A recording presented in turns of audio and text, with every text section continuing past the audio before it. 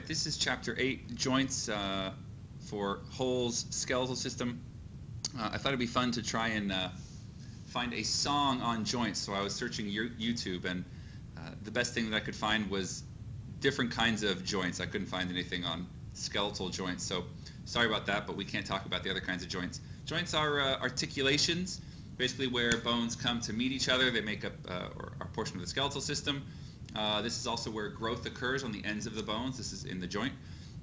And you'll see they'll also enable parts of the skeleton to change shape during birth and also to move in response to skeletal muscle shortening and elongating.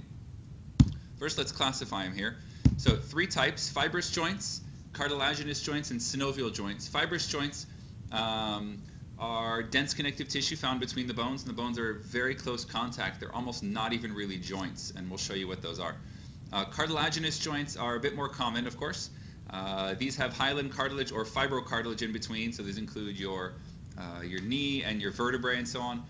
And then you have synovial joints. These are the most complex of all the joints, and they allow for complete free movement, and they also include synovial fluid inside, and we will talk about that.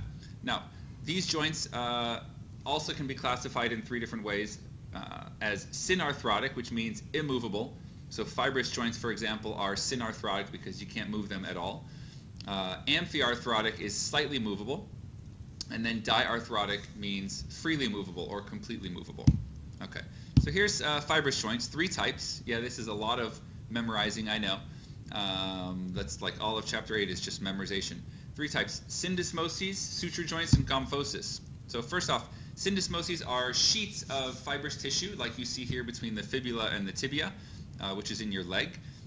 They are amphiarthrotic, so it moves a little bit. You can rotate your leg around in a way. And again, there you see an example. Suture joints are those that you find in the skull. You don't really know they're there. You can't really see them, of course, your head, your scalp, and so on. But on the skeleton in class, for example, you can see the suture joints. They are fixed and fused. Early on, they were not.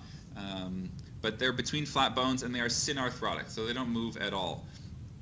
And there is a little bit of connective tissue in between there. And then the last one is called the gomphosis, which is your tooth in the socket. They're synarthrotic. They don't move at all.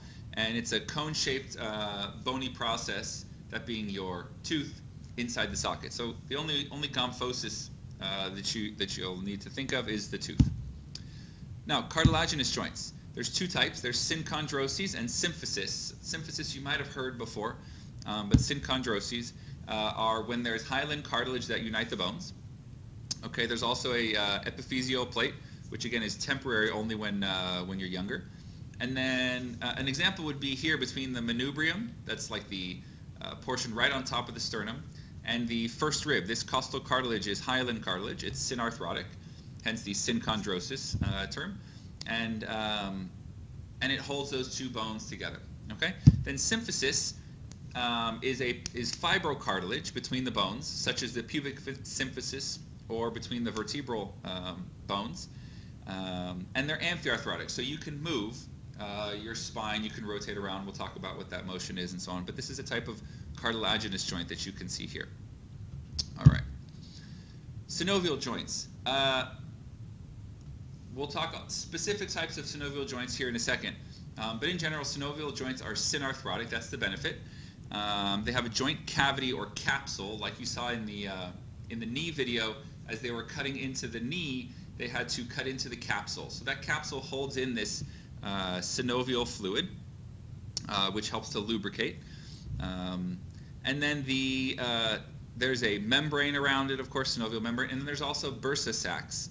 Bursa sacs are bags of fluid or tissue, essentially, that tendons go over, and they help prevent this tendon from rubbing against the bone underneath, and they help to separate it, so that as the tendon and the muscle works and shortens and contracts and moves like this, it moves over the bursa sac instead of over the bone, such as in the patella, for example. You don't want the bone and the tendon rubbing against each other because that would wear down the tendon.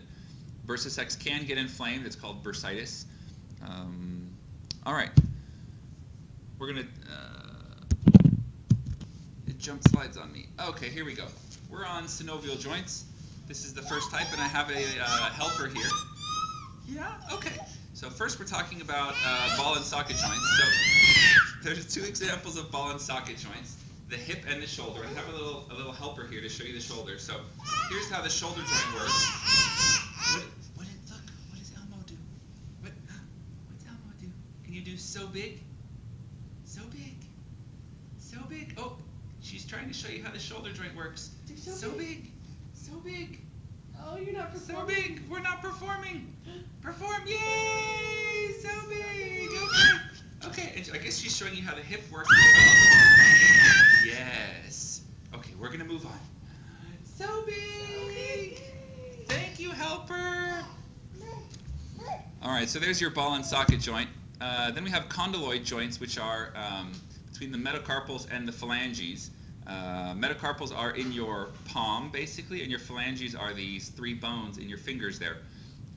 So the joint in there is a condyloid joint, which enables some motion around, as you can see, the synovial joint. Then we have a gliding joint with the carpals.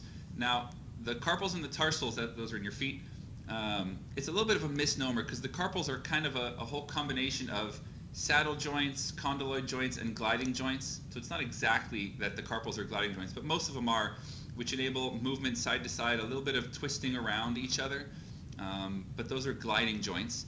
And then here we have a hinge joint, which is your elbow, and also in the phalanges, which enables you to do this. Bet you can't do that. Can you make just the tip of your finger move? If you can, you're cool.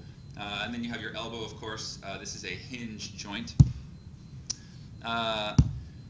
Pivot joint, so the ability to rotate around here in your spine, doing a little exercise here. And then the saddle joint that I mentioned before, like this is the characteristic one is your thumb.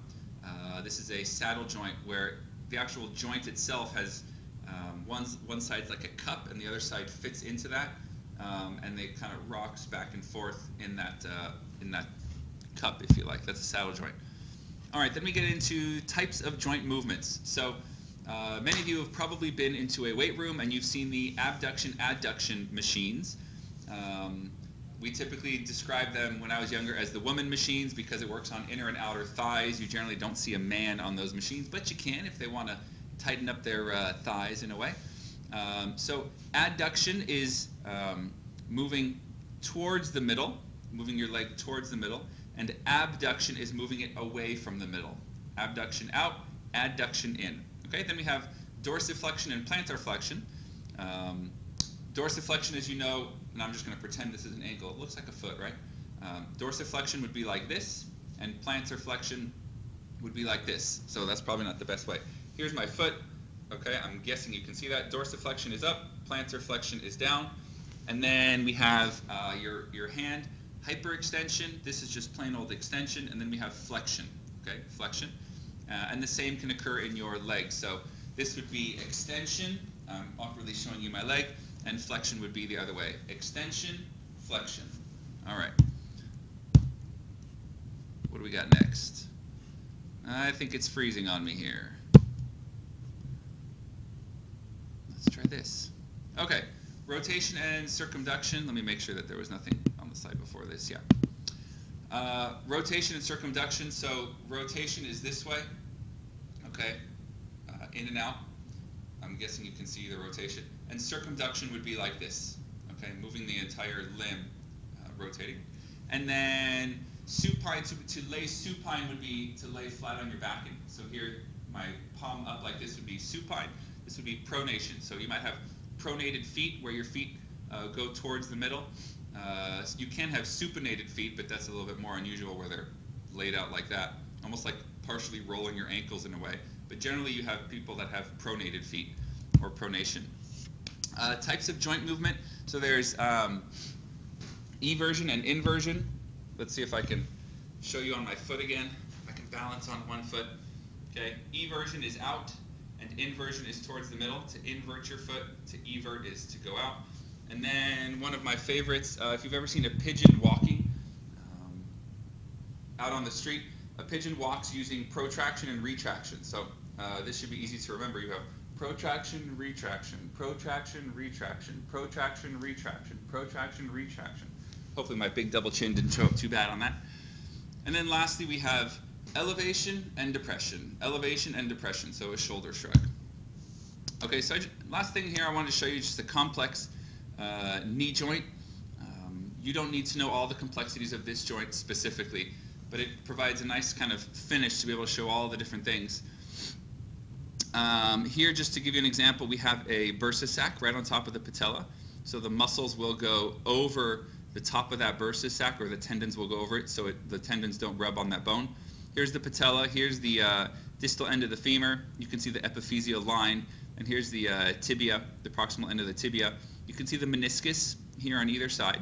This is just fibrocartilage connective tissue there as a padding, as a protection. It's a modified hinge joint. What else do you need to possibly know on this? I think that's just it in general. So you have all kinds of ligaments in here between the two, and those ligaments hold the joints in place and enable movement in a variety of ways. But sometimes those ligaments always don't hold exactly. And as you know, it sucks to get old. So your joints can get more stiff. Trust me, I can tell you that from experience. It's an early sign of aging. Maybe I'm getting old. Fibrous joints are the first to change, like knees and spine. My knees feel like crap. And then you also have changes in these symphysis joints. So you get diminished flexibility in your spine, and you also decrease in height. So chances are I'm a little bit shorter than when I was 20, 21, that kind of thing, because the fibrocartilage, the padding between your vertebrae, gets squished down and down and down, and so you shrink. And your parents are shorter than they were when they were your age, more than likely. Synovial joints lose elasticity, can't move as well. And then what else? But the more you exercise and keep active, you can keep your joints functional longer. All right, so what kind of disorders? What happens when these things go bad? You can get a sprain. Many of you have had a sprain. How many of you have had a sprain? Me included. I've sprained my ankles 1,000 times. So these are damage to ligaments, and these ligaments are in joints, of course. And it's just a twisting of that joint. That's called a sprain, okay? It can often be little tears of ligaments themselves. We still call that a sprain, okay, when you tear a ligament. A strain is damage or a tear in a tendon or muscle. So a muscle strain is small tears or damage to muscles and or tendons. Bursitis is inflammation of the bursa sac. It's often due to overuse of a joint because the bursa just gets inflamed and bigger and bigger and bigger. And then you can have arthritis, which is inflamed and swollen, painful joints, typically those joints which you use more often, like your big toe, or your toes, your fingers, and so on, especially from typing and what have you. There's two types of arthritis. There's rheumatoid arthritis and there's osteoarthritis from overuse, and there's also a genetic component to rheumatoid arthritis, which there's kind of nothing you can do about that but take painkillers.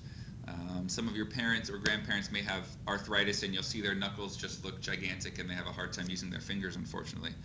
And then you have gout, the buildup of uric acid, which we saw in the clinical app, such as in the big toe and so on. And gout doesn't feel very good either. And we're done.